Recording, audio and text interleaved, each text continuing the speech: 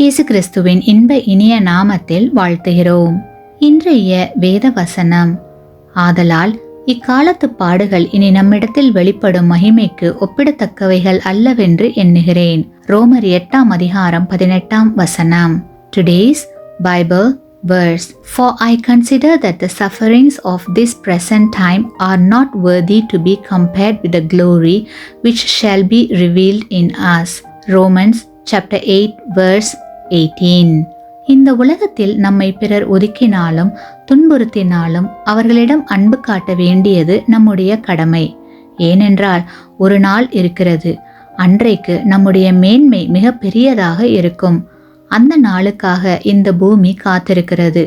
யாரெல்லாம் தேவனுடைய பிள்ளைகள் என்பது உறுதி பண்ணப்பட்டு வெளிப்படுத்தப்பட்டு இயேசுவானவர் இந்த பூமிக்கு வரும்போது தேவனுடைய பிள்ளைகள் யார் என்பது இந்த பூமியிலும் வெளிப்படும்.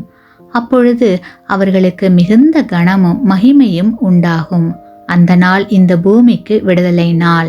கிறிஸ்துவுக்குள் அன்பான சகோதர சகோதரிகளே, மனிதர் மேல் தேவன் வைத்திருக்கிற அன்பை அளக்கவே முடியாது.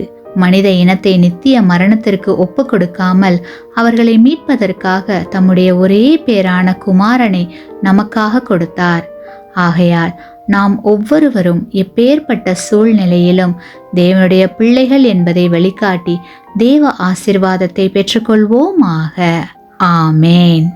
நீங்கள் பெற்ற இந்த ஆசீர்வாதத்தை மற்றவர்களோடு பகிர்ந்து கொள்ளுங்கள்.